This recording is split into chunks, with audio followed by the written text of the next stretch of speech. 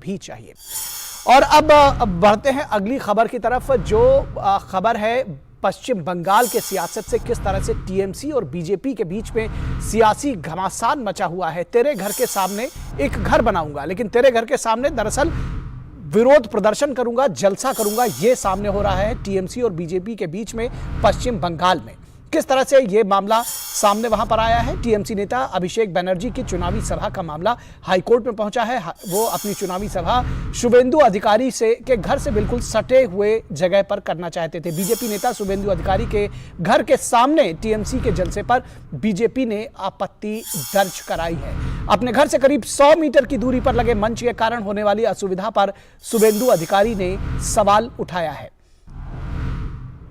और कोलकाता हाईकोर्ट ने रैली निकालने पर प्रतिबंध नहीं लगाया है। यह मामला हाईकोर्ट भी पहुंचा है और हाईकोर्ट ने इस पर प्रतिबंध तो नहीं लगाया है, लेकिन यह जरूर कहा है कि प्रशासन को, कोर्ट ने कहा है कि साउंड का वॉल्यूम नियंत्रित करने का आदेश दिया है ताकि शुभेंदु के परिवार को कोई परेशानी ना हो। इसके साथ ही साथ हाईकोर्ट ने स्थानीय प्रशासन को शुभेंदु अधिकारी के घर के लोगों को पूरी सुरक्षा उपलब्ध कराने का आदेश दिया है। ममता बनर्जी अपने राजनीतिक जीवन में सबसे बड़ी हार का सामना शुभेंदु के गृह जिले में उन्होंने किया है। शुभेंदु ने उन्हें विधानसभा चुनाव में पराजित कर दिया था। लोगों का सवाल है कि क्या ममता बनर्जी इस हार से अभी भी आहत हैं या ये टीएमसी की सियासी स्टाइल है। पंचायत चुनाव को लेकर टीएमसी ने अपनी सियासी सरगर्मियां बढ़ाई हैं। ममता बनर्जी के लिए ये चुनाव चुनौतियों से भरा हुआ है, लेकिन कभी विपक्ष के नेता के घर के सामने लाउडस्पीकर लगाकर तो कभी मंच से अधिकारियों को डांट डपटती हुई दिखी हैं ममता बनर्जी।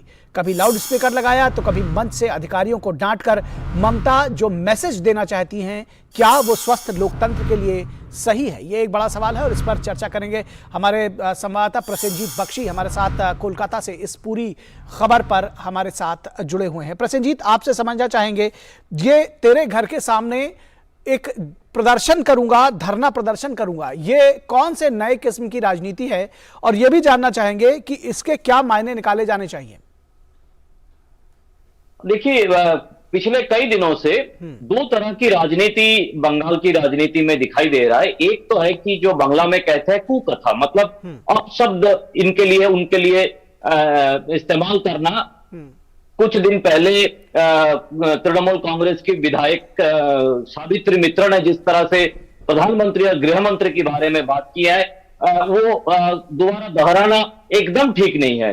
तो इस तरह से अपशब्द यूज करना, ये एक सिलसिला पिछले कई दिनों से चालू हो गया बंगाल की राजनीति। जब से पंचायत चुनाव की आहट लगने लगी तब से ये शुरू हो गया। फिर अब जो बात आप कह रहे हैं, शुभेंदु की घर की 100 मीटर की दूरी पर यह रैली, ये भी एक पर्सनल वेंडेटा जिसको कहते हैं अंग्रेजी में, एक पर्सनल वेंडेटा। काफी जो कंटाई शहर है वहां पे काफी सारे ग्राउंड्स है, काफी सारे मैदान है जहां पे रैली किया जाता है। पहले भी तृणमूल कांग्रेस की तरफ से किया गया है। शुभेंदु या कांग्रेस की शुभेंदु जब तृणमूल कांग्रेस में होते थे तो किया गया है। बाद में जब वो बीजेपी में शामिल हो गए तब किया गया है।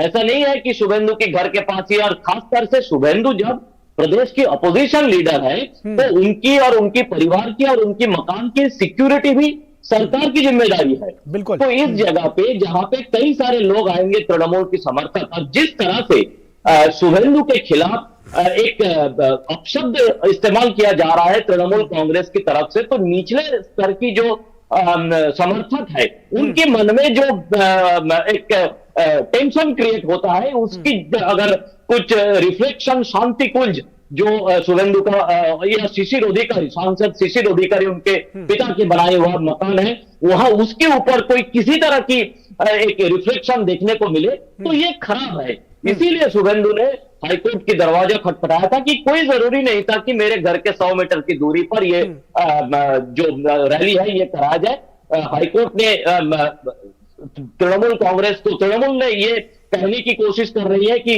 हाईकोर्ट ने कुछ रोक नहीं लगाई। सही है कि रोक नहीं लगाई, लेकिन जिस तरह से शुभेंदु को एक प्रोटेक्शन दिए है हाईकोर्ट, वो भी कहना चाहिए कि एक तो ऑडियो लेवल ठीक रखना चाहिए। दूसरी बात है कि घर में 80 साल से ऊपर बुजुर्ग सांसद शिशिर अधिकारी है और उनकी शिशिर अधिकारी की पत्नी यानी कि शुभेंदु अधिकारी की माताजी है, तो बाकी परिवार है, तो इन सब का जो सिक्योरिटी है देखना पड़ेगा कि कोई मॉब उस मकान के ऊपर आके ना पड़े। तो ये एक तरह के तो ये क्या ये फ्रस्ट्रेशन है, पंचायत चुनाव की तैयारियां हैं, या ये कोई स्ट्रैटेजी है? किस तरह से इसको देखते हैं?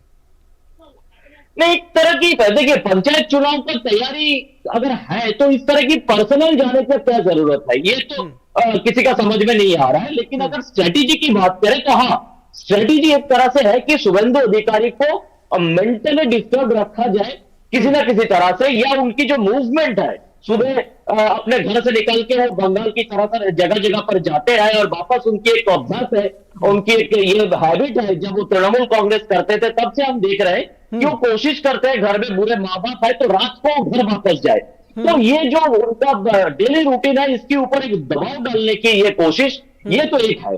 दूसरी बात है कि जो आप अपने रिपोर्ट में दिखा रहे थे, ममता बनर्जी 2 दिन पहले उत्तर 24 परगना में, जहां वो सुंदरबन के पास अचानक मंच से कहने लगी कि हम यहाँ पे कुछ विंटर क्लोथ्स लोगों को देंगे। कहाँ है विंटर क्लोथ्स? एक्चुअली वहां का मंच में इस तरह की शीत वस्त्र प्रदान करने की कोई प्रोग्राम था ही नहीं। अचानक उन्होंने वहां पे जो अधिकारी थे उनको डांटने लगा।